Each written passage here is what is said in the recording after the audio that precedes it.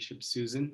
So really quickly before we get started, I just wanted to remind everybody that we do have 2 breakout sessions after this primary session, and I'll be putting the links to those Zoom rooms in the chat.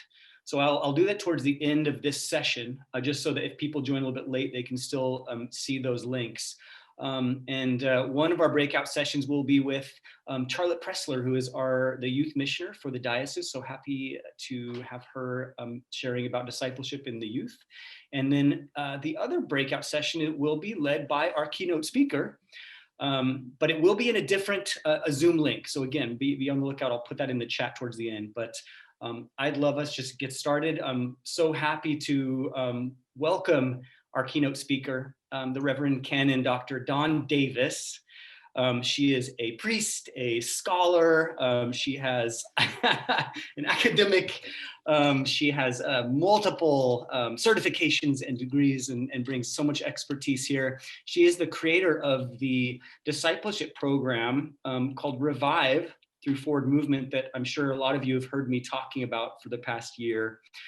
So grateful for her presence with us tonight, and I will turn it over to Dawn. Okay. Thank you so much, Christian and Bishop Susan. I am really, really pleased to be here. It's a huge privilege. And I can't tell you how many comments today I got from various people I interacted with, as I explained to them that I was going to San Diego. But it's a real delight. There's ways in which I am grateful for this Zoom technology, because at least we get a chance to meet in this form, which may not have been possible, or at least it'd be a whole lot more challenging to get across borders and whatnot. So this is good. It's good to be with you.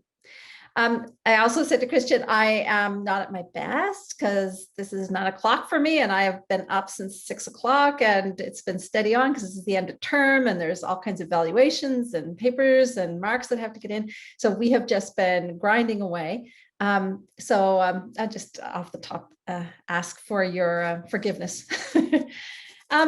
So here's what I'm going to do. I'm going to start us off asking an important question, and as you partake in this little reflective process that we're going to engage in, I'm going to ask you to kind of be both entering into it and sort of watching how you feel in the whole thing. The shift that I am experiencing is a shift that goes from the kind of knowing about God to a knowing God. And that's why we talked about it as a formation in a relationship. And so the way to get at this from the Revive program has been that we always start every session with a question, and I'm going to start us with that very question. So I'm going to start with a screen share and get us going with that question. Can you all see it okay? Okay. So I just added that little picture graphic there because it feels like, I don't know about you, I wish I hadn't in some ways, but I've been shopping like crazy with Amazon, right? And so it sort of depicts for me how we feel right now in this pandemic. We are in serious lockdown in Ontario. Our church is open for a small bit and then have closed. My children are not in school and won't be for the rest of the term. And so this is a really tough time for lots of folks globally. And so we've been sort of separated. And so I want to ask you the question, how is it with your soul? How is it with your soul tonight? Now, this is not a question that I came up with. It's actually a question that John Wesley came up with hundreds of years ago. And I just want you to get the perception. What's the difference? How do you feel when someone asks you the question, how are you, versus how is it with your soul?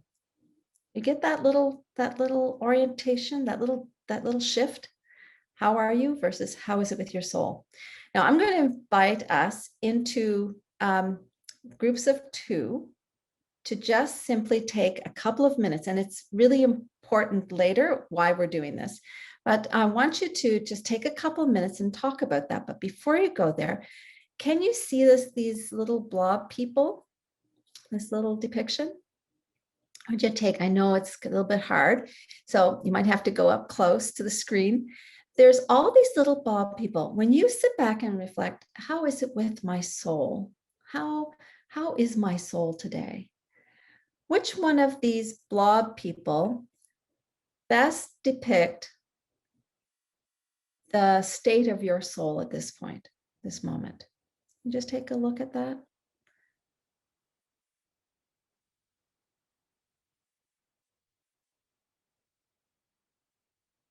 I'm going to just give you another 10, 20 seconds.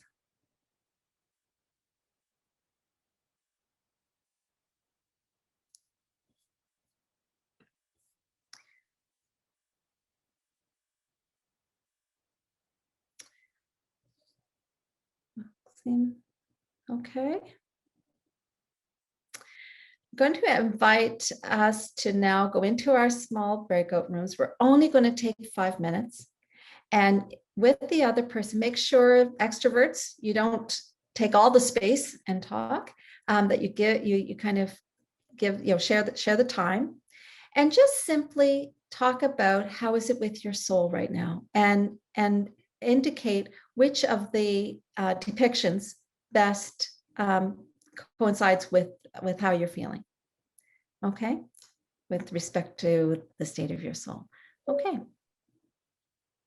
So I will see you in 5 minutes.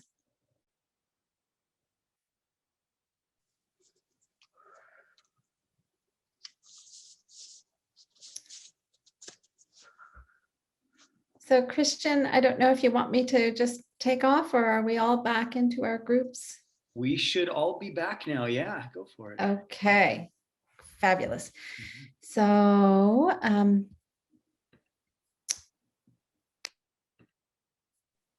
just get the screen share back up. All right. So I asked you to do that just so that you could start to think in this way, that little shift. But I want to keep moving because we have about a half hour. In order for you to kind of understand who I am a bit, I thought I'd just take you through my spiritual story. And one of the things I recognize is that we don't get to often speak about our spiritual story. So this is not just about kind of my background, but who I am as a child of God. So if I had to sort of describe who I am, I'd probably at one point say that I was a warrior for an incompetent God. That's how I would have described myself. A warrior for an incompetent God. I never had any difficulties understanding that there was a God, but I just wasn't so sure that that God was in control, or at least was benevolent even. And when I was 8, there are things that happen in our lives that shape and form us in a dramatic way. When I was 8, my parents went out to dinner with a couple, and there was a car accident. My father died, and my mother was in hospital for months after. I was alone with my 2 sisters, and you can imagine the shift. We had just moved to a new community, so no one knew us. And we were alone for a period of time making our way. And I think it was out of that experience that my relationship with God then took on this orientation, that I was this warrior for an incompetent God, because what God would allow 3 children to be alone? As I grew and developed and continued to be formed, I became much more involved in my church. And this kind of a controlling person that was very active and engaged, this warrior type person, was actually highly rewarded by the church, because I was on every committee, I was engaged in every synod effort, and I was busy. And the church was happy to have this busy young person who was so engaged in leadership and making sure that things got done. For most of us, at some point in our lives, this whole thing starts to fall apart. And I definitely found myself on my knees at some point. And usually for most of us, it falls apart because we have a health scare or a job that we always thought we would get doesn't come to fruition. Relationships, an important relationship breaks down. But usually those of us who are this kind of controlling, busy, active person, there's a moment in our lives when it starts to collapse. And mine happened. And I just remember in a spiritual way, this is in the spiritual vision, sort of, seeing Jesus kind of over on the side, and he sort of has his hand in his, resting, his head resting in his hand, and sort of listening to me weep and wail and go on about how I didn't deserve this, everything was falling apart, and I had served him so much. And finally hearing sort of spiritually, that was cute. Now, if you really want to be a Christian, you must follow me. And that was probably the moment when I really began my spiritual journey, I would say, in a significant and mature way. It was only a very short while after that I was, my husband and I had been engaging in a process of looking at adoption for our family. And we heard about this little girl that was going to come into our lives. So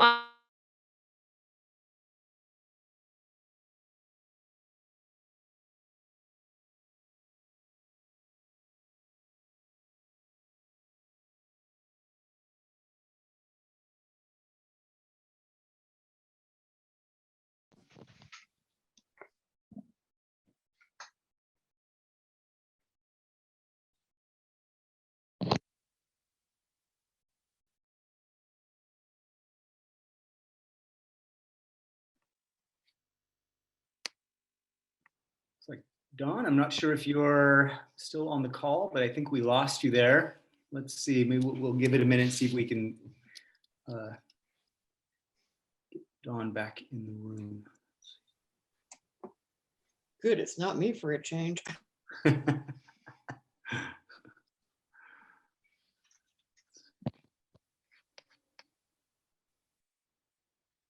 see.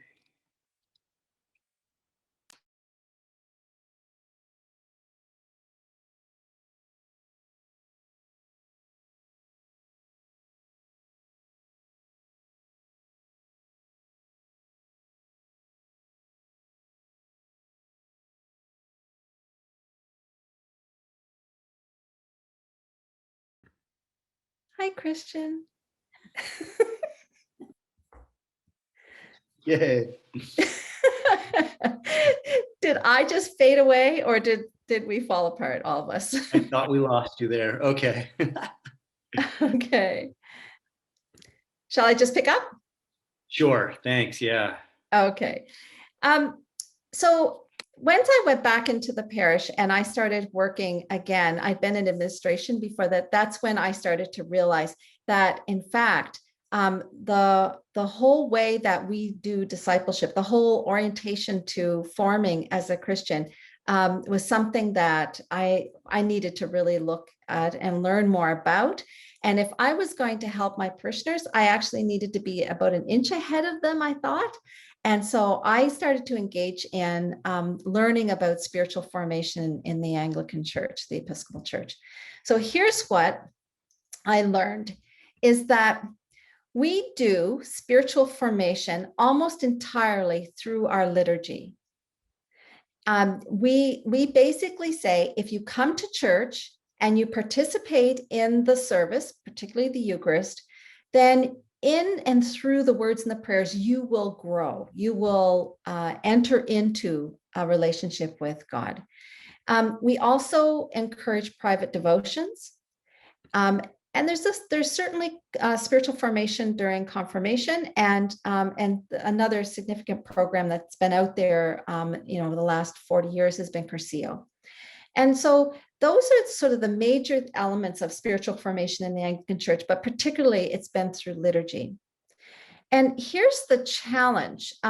Certainly for now, this is a cartoon that Jay Seibotham, who is part of Forward Movement, he has written. This is the new priest, right, who's trying to videotape the service. Priest carves out sacred space at home in order to record liturgy for Sunday. And there's his socks and his cap and everything else all around. You don't want to take a look at my room. It's cluttered with all kinds of things. And I think the same is probably true for some of you. But right now, the challenge has been that our liturgies have really been disturbed, right? And the experience of worshiping in our churches has been disrupted.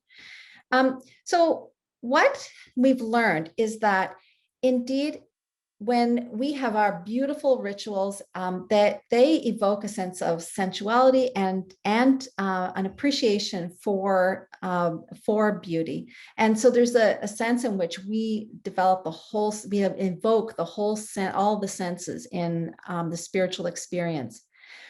Because it's in this kind of affective way that we actually allow people to appreciate mystery, and tolerance is a kind of secondary element of what we allow in, and it's probably also part of why we aren't a confessional church. We don't have, that you must believe these things in very strict order. Because we form through liturgy, we facilitate an experience, an encounter with God. Many times people will say, it's when I walk up to the Eucharist and I put my hands out, or it's I really experience God when the music, the organ plays and a certain hymn is sung. Experience God just in coming into our buildings and just sitting in that quiet place. Here's the challenge, though, is that where our spiritual experiences, when they're done through liturgy, can be episodic. In other words, you have the experience, and then there's nothing that's done with that experience, and so it kind of declines. And then you might next Sunday have another experience, and then it declines. But there's not spiritual growth necessarily. The reason for that is because we don't have a culture that encourages us to speak about the spiritual experience. And when we don't bring our speech to the spiritual experience, then it's like a dream. It just kind of erodes over a day or two. Bringing it to speech means that we then start to form and shape meaning around the encounter we've had. And here's the other big one, is that because we don't have an opportunity to speak about the spiritual experience, it means that we don't grow in confidence as spiritual leaders. I have great leaders in my parishes. They sometimes are politicians, corporate CEOs, public health leaders. But when they came into the parish, if I asked them to run a ministry, they could do it. But often if I asked them to say a prayer or to speak about their spiritual experience, they would feel very intimidated. And I think that's also partnered with our culture, which is highly clericalized. So because we don't speak about our spiritual experience, though, it means that all of this goes down into a very private place, and it doesn't therefore allow us to grow in confidence as spiritual leaders.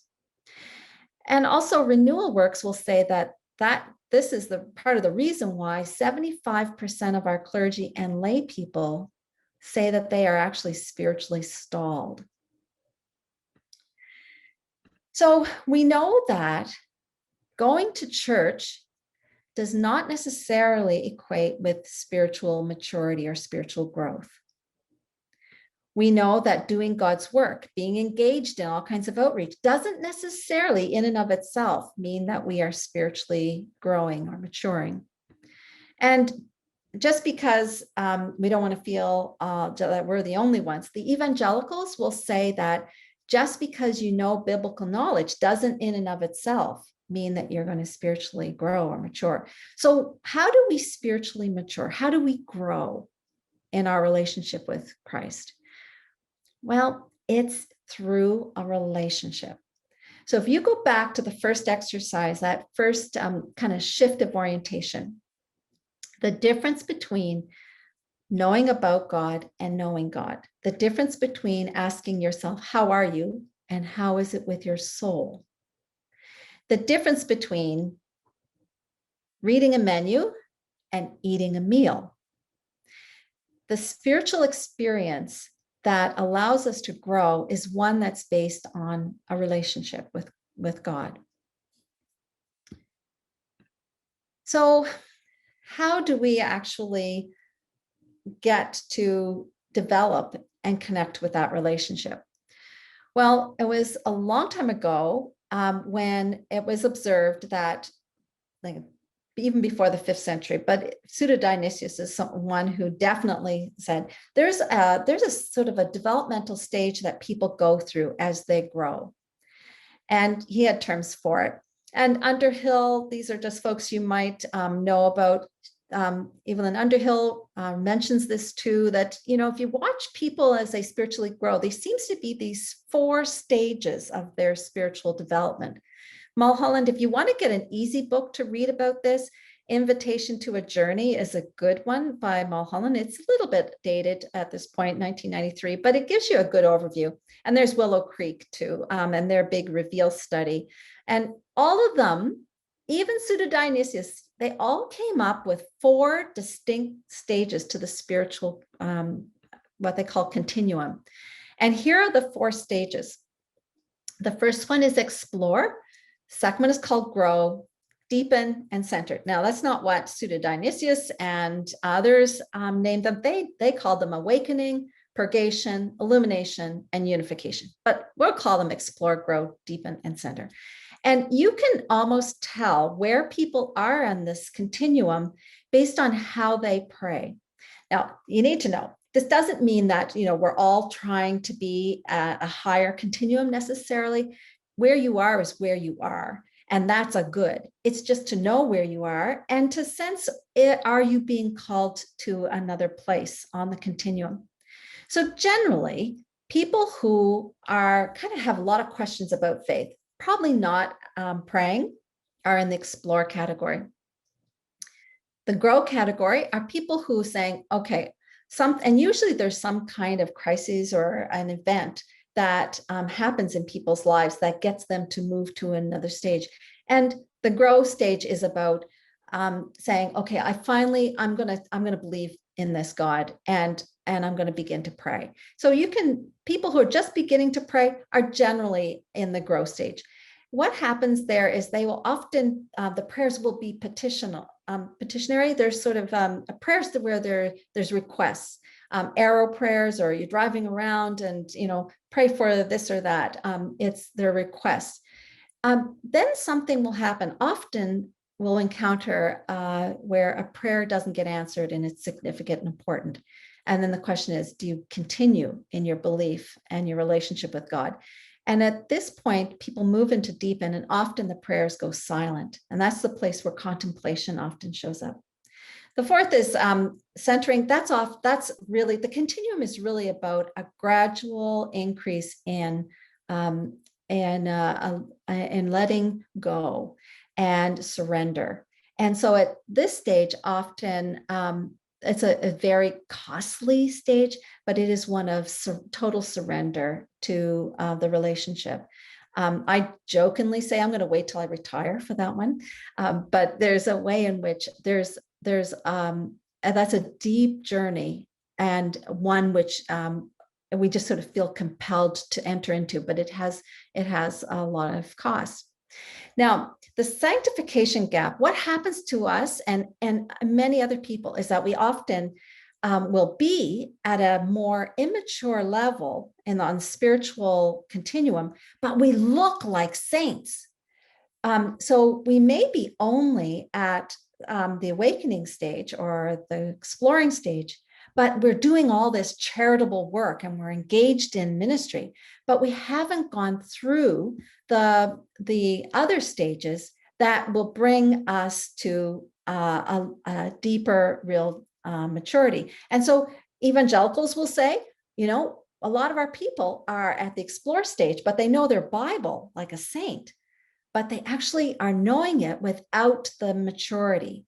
Our people sometimes are engaged in really saintly ministry, but they haven't gone through the process. So in lots of cases, they don't have words or haven't worked through why they're doing all this ministry. So that's called the sanctification gap. And I just offer it as, is that something for you to reflect on? Where are you on the continuum? Now, when we enter into prayer, prayer can be very petitional, but it is one of the questions to ask around prayer is, how much am I speaking and how much am I listening? And I think this definition of prayer is a really beautiful one by Bishop Cottrell in the UK. And he said, prayer is the lover coming into the presence of the beloved and saying, I love you. Now contrast that with saying your prayers. That sense of prayer being just in the presence of God in a relationship of love. How does that change your prayer? What does that do to your understanding of prayer? And how would that alter how you are relating to God?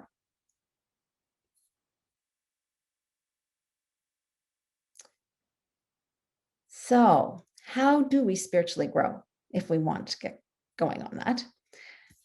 Now,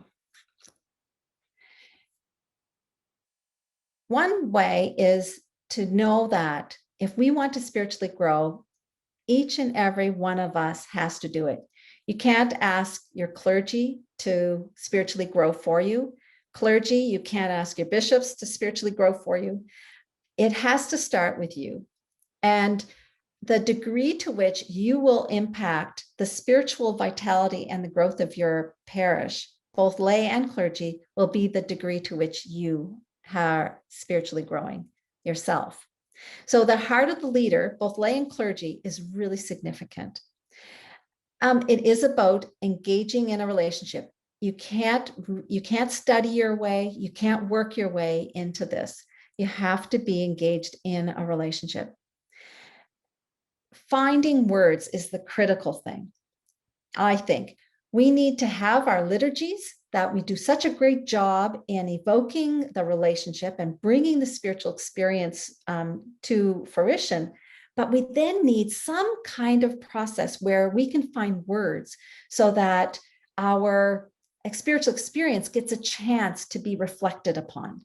And so if I had a magic wand, I would say we need to bring John Wesley back into the Anglican Church, and we need the Eucharist, and we need to start to engage in small group ministries, and not small group ministries, again, just to do Bible studies and all that kind of thing, but small group ministry that allows us to deepen in our relationship, that allows us to start to reflect on the spiritual experience and asks our question, how is it with your soul? This is just about how to make that happen. We won't go over that. And then it's about getting moving. I think what we don't recognize is that 60% claim in our parishes that they actually want to spiritually be challenged. And the data is suggesting that that's actually the same outside of our churches, but a lot of people are not looking toward our churches as a place that they would bring their spiritual lives to, and don't recognize that our churches are places where they would find resources for their spiritual growth. So the other part of this is when we fall in love with God, then we love what God loves, which is the world. So our outreach ministry and all the wonderful work that we do isn't just because it's the right thing to do, which it is, but it's coming out of and is responding to a relationship that started the whole thing. So has the bedrock of the relationship that evokes that love. And then our ministry is an extension and a manifestation of that love. So then how could you start to respond to this? Certainly there's the Revive program that is a small group program that over a year allows the clergy, or not necessarily, just could be just a leader, but taking lay leaders and going into a small group setting where you get to become much more capable, confident in your own spiritual leadership. There's RenewalWorks, which is a ministry of the Episcopal Church to help with the whole parish, not just a small group, but how to evoke spiritual growth within the parish. There are ways in which we can take our own Bible studies and move them to a deeper level. And I see some of that with some of the work that's going on in this diocese, some of that small group work, but just allowing yourself not to stay up here in the study hermeneutical or the analytical, but instead coming into how am I being shaped and formed by God, and how is God active in my life and in through the scripture? How is God evoking God's presence in and through the liturgy? So it's an experience of falling in love again with that first love that called us into ministry in the first place. So I just want to stop there and see if there's any questions or any reflections on what I had to say.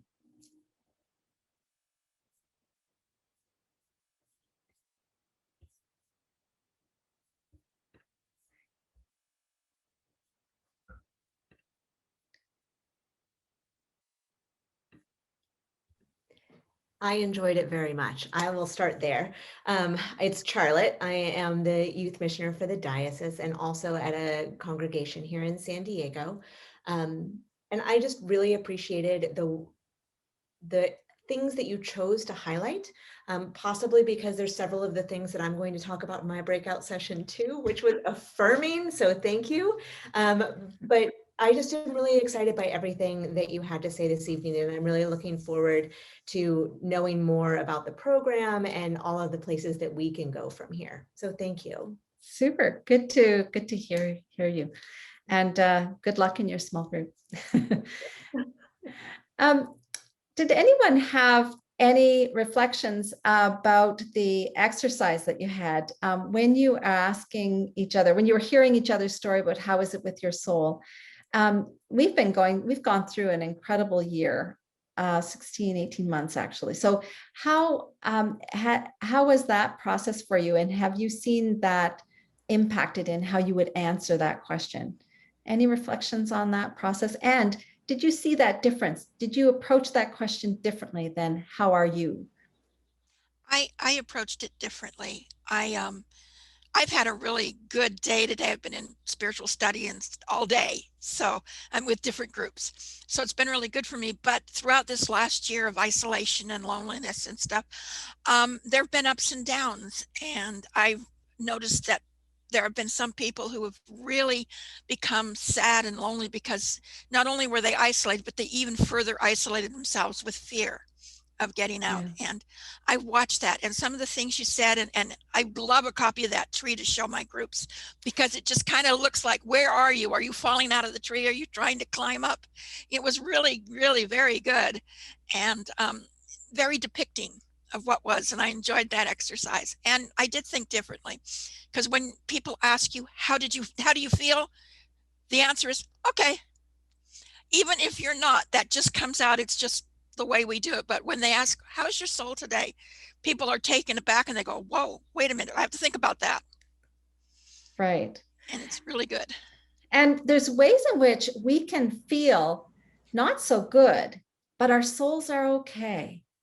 You know, there's something about our emotions can be up and down, and we can I can even be in deep grief, but my soul be okay because of the sense I have that I'm being held by God. And there's sometimes when I'm really happy and my soul is not in a great place, So I think our feelings are not always a great indicator of the health and state of our soul.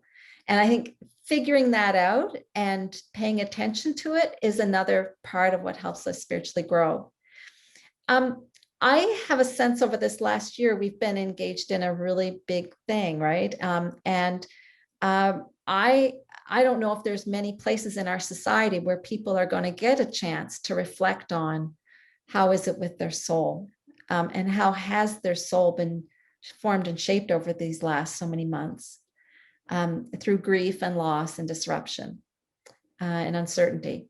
And I think there's an incredible place for spiritual growth and discipleship to take place in the communities beyond us.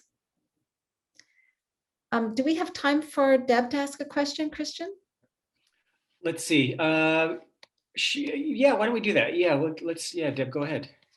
Okay, well, I was just going to comment and say thank you so much for this illustration and this outline, particularly what you've said about how we Episcopalians have mostly been formed by liturgy, and you have named, like some of the limitations of, of that. I am just coming off of a meeting with members of both our strategic planning team, because we've got a new rector and we're setting new direction, and the Christian formation team, and we're about ready to launch in September the RenewalWorks program. Oh. And what I love about it is it sets forth for us a direction. What I have found, not only here at the church that I serve, but throughout the Episcopal communion, is Episcopalians are pretty smart by in general. And sometimes we can be, I have found that formation without a direction is not very effective. We can be attracted by the latest bright, shiny thing, whether it's Marcus Borg and the Jesus Seminar, or, a discussion between atheists and Christians about, science. I mean, all of which are good things to study, but they don't necessarily get us out of our head and into practicing and developing a relationship with Christ. So I just want to make that comment, and thank you. Thanks, Deb. I commend the program for you, RenewalWorks. I think that's a fabulous structure for starting to intentionally look at this and build toward it. Anglicans love the analytical, the intellectual. That, I just get this image in Genesis when Adam and Eve have eaten of the fruit and they're hiding, and God is asking, "Where are you?" That I feel like in some ways we all hide. To be in the presence of God is so vulnerable, right? So we all hide. For Episcopalians, we hide here. So it being lodged into our brains is a kind of a way of hiding from God. So we can study and be engaged in all this stuff, but actually not in standing before Almighty God, in the presence of God. And that's a fearful thing, but it's also the most wonderful privilege that the church has to offer people. So that's the gift that we want to be able to share, even though it has its kind of intimidations. Okay, Christian, I better stop because you have your small groups. Yeah, well, thank you so much, Dawn, for being with us and for sharing. So inspiring. For me, it's just hopeful. I mean, we do, as a church, do a lot of amazing things, but I always imagine if all of us are kind of growing on this track in discipleship and spiritual growth, like think of what we could do. I love thinking about that. So thank you. Right.